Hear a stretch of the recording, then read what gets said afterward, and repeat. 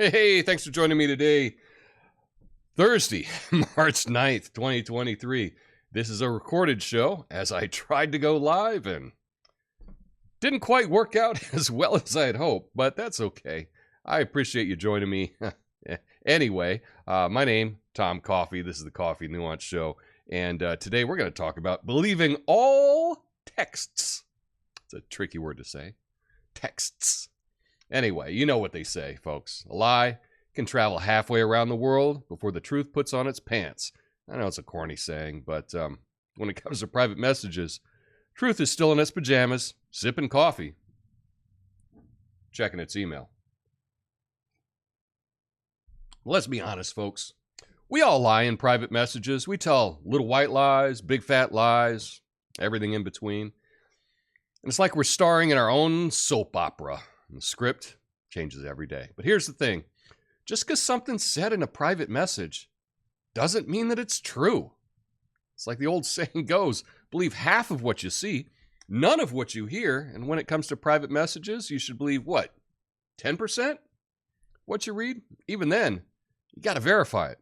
So what's the solution? Should we stop sending private messages altogether?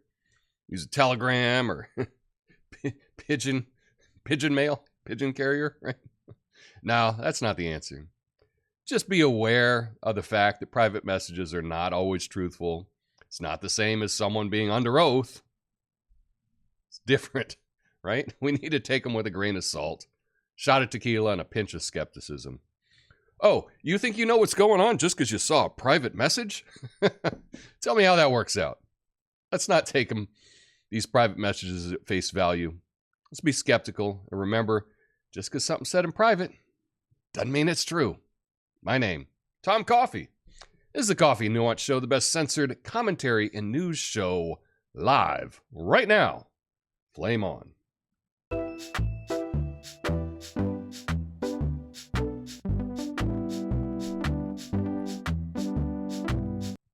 Now, why I'm bringing up this thing about believing all texts is there's a big campaign, a big story that's been going around, which is that Fox News host Tucker Carlson expressed intense dislike of former President Trump post-2020 election text messages, according to new court filings. Oh my goodness. Tucker said something in a private text message.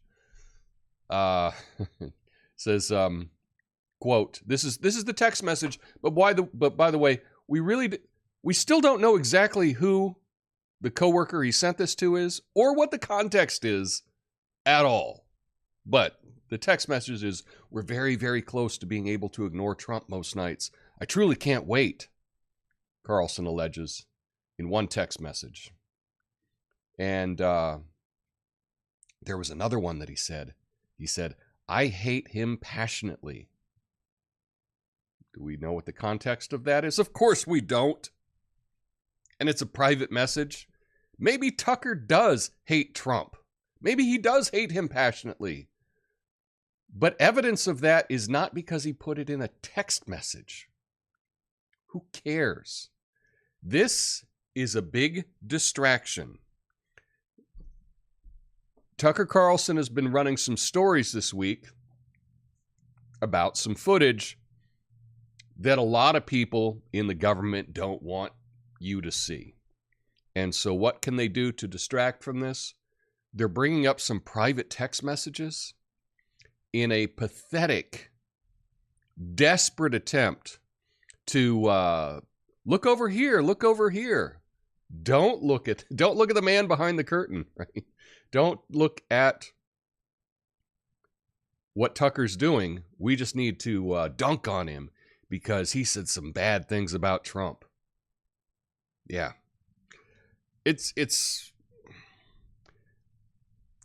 the question did you fall for it? Did you fall for it? Did you run around saying, oh my goodness, can you believe what Tucker said?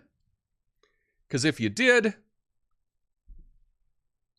I don't know what to say. I hope you're better than that. I hope you can see this It's such a glaring attempt at a distraction. And the point is, I don't believe anybody's text messages or what anybody says in private. Have you ever watched the show Survivor? Right? They're always talking to everyone. Like, yeah, I'm going to vote for Julie, or yeah, we should vote out Gavin, or whatever it happens to be. They're all lying all the time. These little private conversations or private text messages are the least reliable thing possible.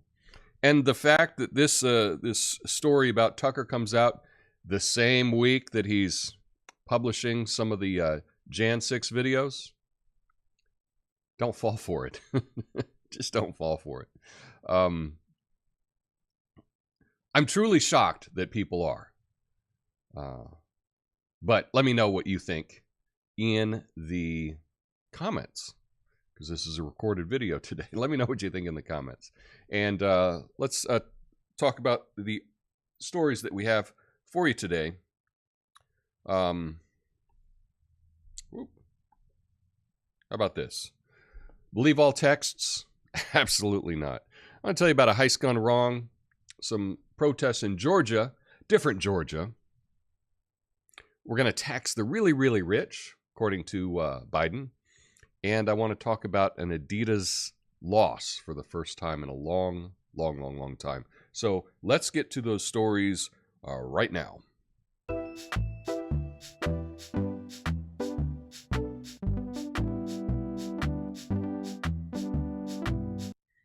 Okay. An attempted airport heist of $32 million in Chile leaves 2 people dead. An attempted heist of over 32 mil in cash from a plane arriving from Miami at Arturo Marino Benitez International Airport in Chile resulted in a shootout between 10 heavily armed robbers and security officials, leaving a security officer and an alleged robber dead. The robbers fled, leaving behind 2 burned vehicles. The airport has been targeted in a similar heist in 2020. President Boric expressed his concerns about the increase in violent crime, which has led to a decline in his approval ratings. And, you know, that is true. When crime goes up, the approval rating of the leadership goes down. That is 100% true. That is a definite correlation. We've seen that happen in my city, and we see it happening in the country. I don't think anyone is real happy with the rising crime rates in the U.S. And so the current leaders probably not doing well because of that. Now, I was thinking about big heists. And this is, I think a lot of men just, you know, that's one of the fantasies that they have is pulling off a big multi-million-dollar heist, perhaps. Maybe you didn't think of that, but that's some of the fun of watching heist movies. But this one didn't seem like a very clever one, you know? Let's just show up with 10 guys and guns and take it. It seems more of a robbery than a heist. I don't know. When I think of heist, I think of cleverness and being sneaky and stealing it. Rolling up with an armored vehicle, you know, with 10 guys with guns, doesn't really seem like a heist to me. But maybe I just have a different definition of heist. Let me know, what do you think? Is that a heist? You roll up with 10 guys with guns? Sounds like a robbery to me, not a heist. Let me know your thoughts in the comments.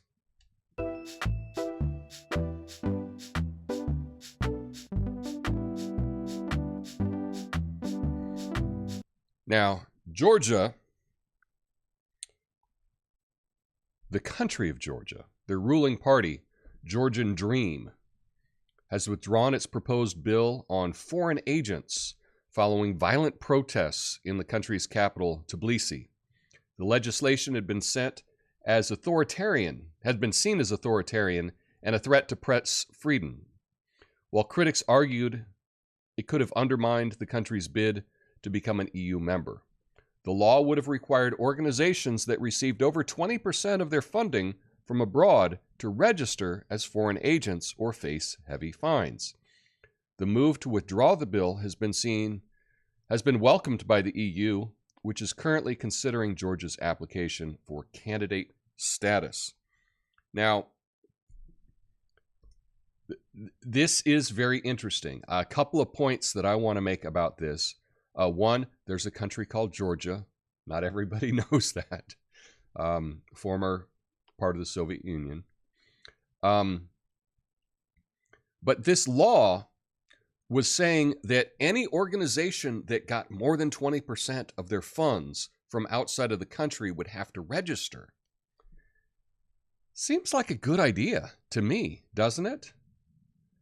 I mean, I think they have to do that in the United States. You have to register foreign influence. But it strikes me as being very suspicious that the Western leaders, the global people, if you will, are pushing really hard so that foreign money can come into Georgia and not be registered as foreign agents. I don't think that that's good. I think these protesters have been tricked. I think they've been, they think that they're doing a good thing. They're like, yes, we want to make sure that Western globalist billionaires can influence our country, and we don't want to know about it. We want no transparency whatsoever. How did they trick them into that? What they did is they made an association with Russia. They were like, you know, that's what Russia would do. Russia doesn't allow foreign countries to invest in organizations and run foreign organizations on their soil without it being known. So you don't want to be like Russia. But this was they got hoodwinked, in my opinion. This is a very bad sign. I think that every country, we should be aware if foreign money is paying for local organizations. We really should. That's being transparent. That's knowing what's going on, following the money. But this protest essentially put an end to that. And it does show that if you can get a lot of people on the street, you can make changes. And in my opinion, bad changes for a country. I want to talk about this topic further in the future concerning color revolutions. If you know anything about that, I'll be touching on that in a future video. But that was in the news, so I wanted to hit you with that today.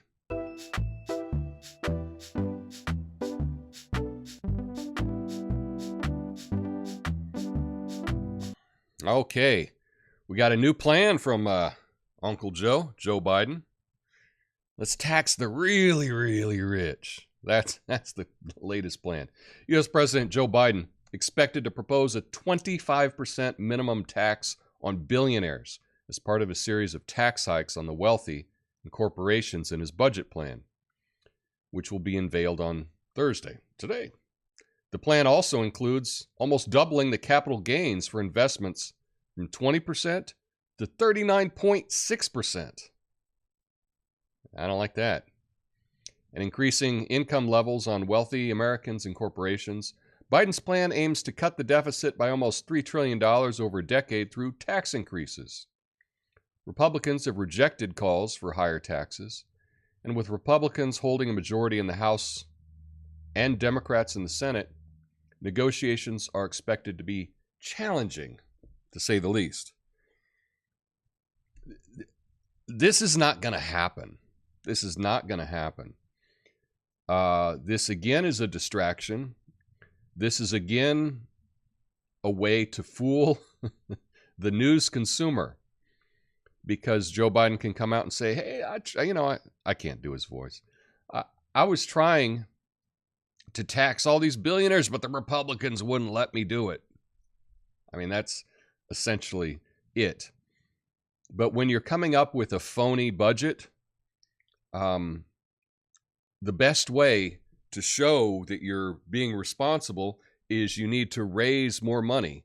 And by saying, oh, we're going to tax all this stuff, that's never going to happen, you can see that I'm not spending as much in proportion. This is just a distraction. It's not going to happen. I think more than doubling the capital gains is nonsense. I think that is a terrible, terrible move for the economy. And likely it's not going to work. And then Joe Biden always does this thing, and he says, if you make less than $400,000, you're not going to pay an extra penny. And we know that that's nonsense.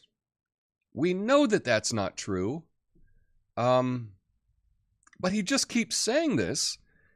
And it's because I don't think anyone at any network news cares to hold him accountable or cares to fact check him, or maybe has an economist working on staff that could actually look at it. They know that this is a lie, and they continue to just give him a pass. He can say whatever nonsense he wants, and it's not a big deal.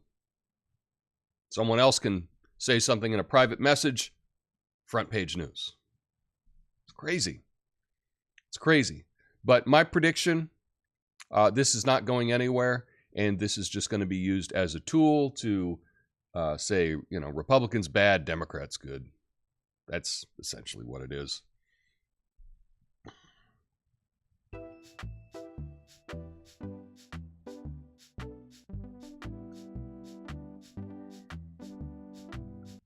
Okay, Adidas. You know Adidas. It's reported a net loss, $540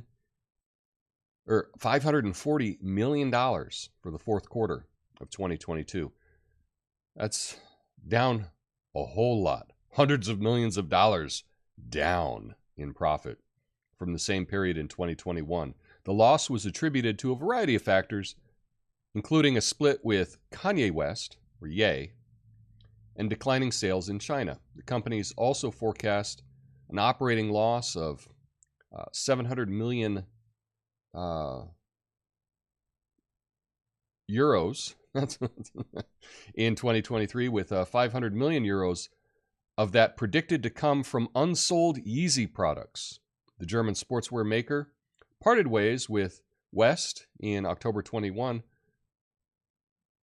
following anti-Semitic remarks he made on social media. Adidas is now seeking to replace its Yeezy line, which is said to have contributed to around 15% of its net income. This seemed like the dumbest move by Adidas ever. They were making so much money from the Yeezy line of sneakers that when Kanye, Ye, seemingly went a little off the rails and was saying really provocative things, they needed to step in and work with him and figure out a way to work with him. And instead, their instant reaction was to, we need to distance ourselves from this guy. And they distanced themselves from millions and millions and hundreds of millions of dollars. It was a terrible decision, business decision. In my opinion, a terrible business decision. This is the first time they've taken a loss in 30 years. All because one of their spokespeople, who had a line of shoes,